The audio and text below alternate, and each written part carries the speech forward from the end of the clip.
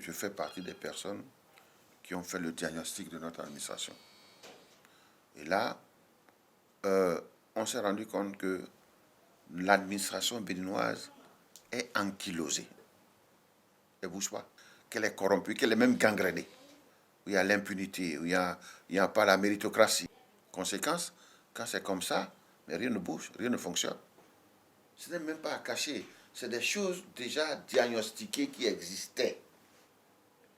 Et c'est fort de cela que très tôt, dès 2006, le chef de l'État actuel, ayant vu tous ces rapports, a décidé donc de la création, dans un premier temps, d'un ministère de la réforme administrative et institutionnelle, qui est maintenant direction générale de la réforme de l'État. C'est pour essayer de mettre fin au dysfonctionnement de la fonction publique. C'est là-dedans qu'il y a eu, c'est un projet, c'est-à-dire parmi donc les actions à mener, que de façon prospective, on en est venu à dire, bon voilà, il faut instituer de façon peut-être immédiate le mois de service public. C'est-à-dire un mois au cours duquel on va demander aux agents, aux fonctionnaires, de sortir tous les dossiers qui traînent dans leur tiroir, n'est-ce pas, et de les liquider. L'opération est mise en œuvre justement conjointement par, si vous voulez, le ministère du Travail, de la fonction publique, de la réforme administrative et institutionnelle et le PNUD. C'est-à-dire nous avons reçu donc un appui du PNUD pour ce qui est de la logistique, un call center, une grande plateforme avec des machines, des computers, où nous recevons tous les appels, toutes les plaintes des clients. Donc en temps réel, n'est-ce pas, avec des références précises. Donc ce sont ces plaintes-là qui sont répercutées donc, sur une base et qui sont traitées. Et nous savons tout de suite après à quel niveau se situe le dossier, c'est-à-dire si c'est au ministère de l'Agriculture, nous savons, si c'est au ministère de la Santé, nous savons, nous le saurons, et ainsi nous avons des agents là qui immédiatement se rendent dans ces lieux pour s'enquérir donc de l'avancement ou des problèmes inhérents aux 10 dossiers et demander donc à l'agent qui est en charge du dossier de le sortir pour que nous puissions voir exactement de quoi il s'agit.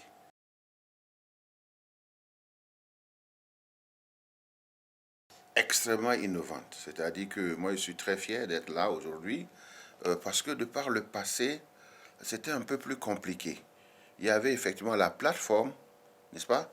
Mais seulement c'était à l'usager client d'aller se chercher des sous. Il y avait un numéro très très long, 8 chiffres, n'est-ce pas?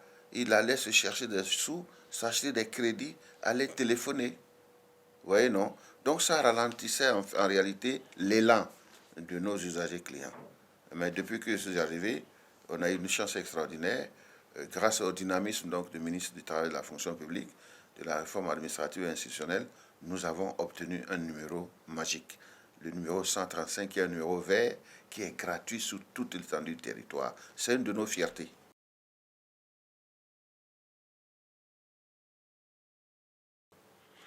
Ça dépend. Il y a des dossiers qu'on ne peut pas évacuer, même en un an ou en 2 ans ou en 3 ans. Parce qu'il y a des dossiers encoublés, c'est-à-dire des dossiers qui ne peuvent pas avancer dans la mesure où c'est des dossiers qui ne contiennent aucune pièce. Vous comprenez? On ne peut même pas appeler ça dossier. Ça veut dire qu'il faut les reconstituer totalement. Et ça peut prendre beaucoup de temps. Vous voyez bien? Ça peut prendre énormément de temps. Par contre, les dossiers qui sont au complet, dont les pièces sont à jour et qui traînent dans le dossier, dans les deux tiroirs, il n'y a pas de raison que ces dossiers-là traînent dans les tiroirs. Il n'y a pas de raison. Alors la seule raison qu'il y a, c'est le fait de l'agent ou de l'administration elle-même. Donc c'est de ces dossiers-là que nous occupons. Il ne s'agit pas de dossiers, disons, sans issue. Vous voyez? Et il n'est même pas sûr que nous puissions évacuer tous ces dossiers. Ça dépend. Si les gens ne se manifestent pas, les clients usagers ne se manifestent pas, nous ne pouvons pas savoir, nous, qui a un dossier ici, qu'il faut le sortir, le traiter.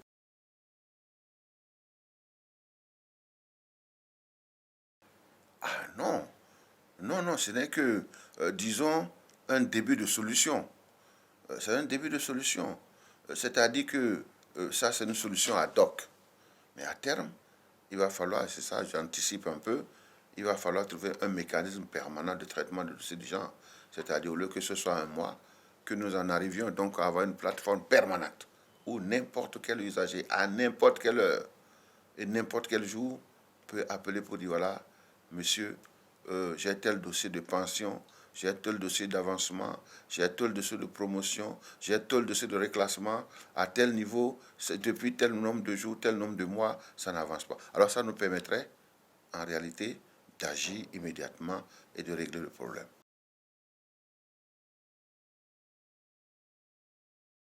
Les deux dernières éditions ont quand même pu faire ce qu'elles ont fait. Je veux dire, par exemple, pour parler de la deuxième édition, il y a eu pas mal de plaintes. Je veux dire, nous avons eu environ 3000 appels. Hein, et puis, des 3000 appels, je pense qu'il y a environ 2300 dossiers qui ont été débloqués. Je pense que c'est un record. Cette année, nous allons avoir plus de plaintes et d'appels en raison de la gratuité et de la disponibilité du numéro vert, le 135.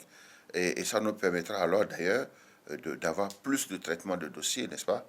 Et c'est ce que nous espérons faire dans les jours à venir.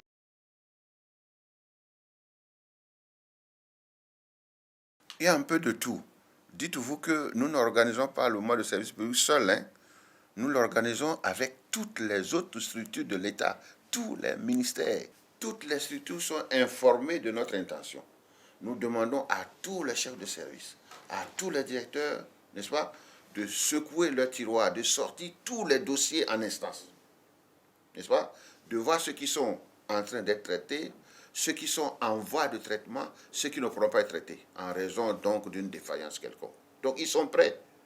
C'est pourquoi à chaque fois que nous allons appel, par exemple pour dire que bon, il est du ministère de la Défense, il y a ceci ou cela, quand nous envoyons un agent pour voir ce qu'il en est, on est sûr de retrouver le dossier en l'état. C'est pourquoi quand nos agents arrivent au sein de cette structure-là, tout de suite, ils sont au courant du dossier, ils peuvent entrer en possession du dossier et savoir ce qu'il en est. Alors, s'il faut donner des instructions, on a une fiche, on donne des instructions, si le dossier peut être traité immédiatement dans la journée ou dans les 2 jours qui sont, dans les 3 jours qui sont, en tout cas avant la fin du mois de service public, il est traité.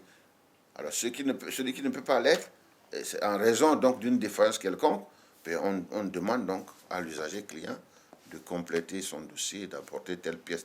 C'est déjà un progrès.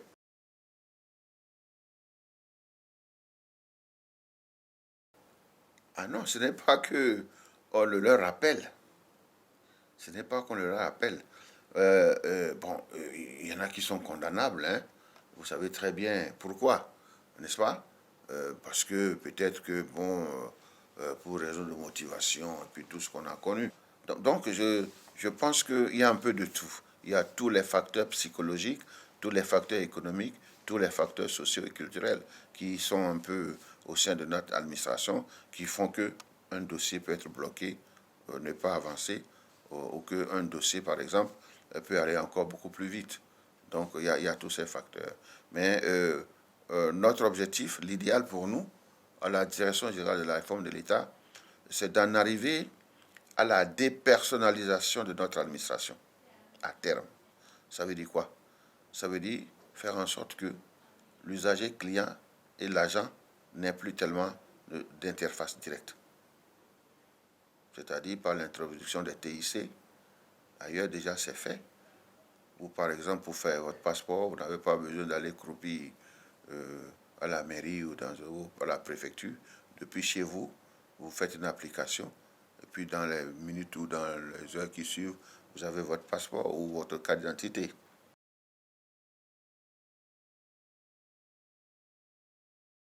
Exactement, en principe c'est ça. L'usager est roi dans l'administration en principe. Et cela se remarque d'ailleurs dans les grandes administrations où dès que, vous voyez, l'usager arrive, ben, le client, l'agent se plie en deux pour lui rendre service. Hein. C'est bon. Dans d'autres administrations, ce n'est vraiment pas le cas, n'est-ce pas? C'est à peine qu'on regarde le client, c'est-à-dire l'usager. Si on ne le renvoie pas loin, hein, de l'administration, c'est ça qu'il faut éviter. L'usager est roi, le client est roi, comme dans l'administration privée. Donc, il faut que nous ayons cette culture de bien servir, n'est-ce pas, l'usager. Nous qui sommes des agents.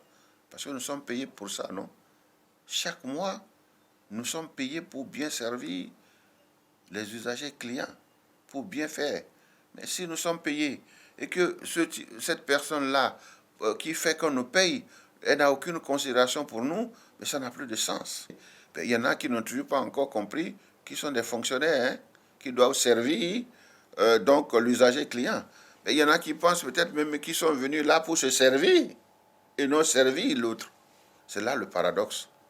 Donc il faut qu'on fasse un travail de déclic, n'est-ce pas, pour que le fonctionnaire, l'agent, comprenne qu'il est là d'abord parce que il y a l'usager, il y a le client. Parce que si l'usager n'est pas là, le client n'est pas là, nous on n'est pas là.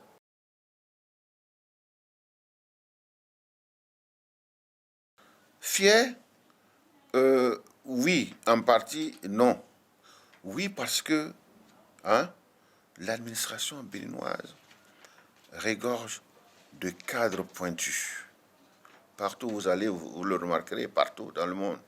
Quand on parle par exemple, de cadres béninois, ben, on a des ressources valables, des ressources humaines capables, brillantes.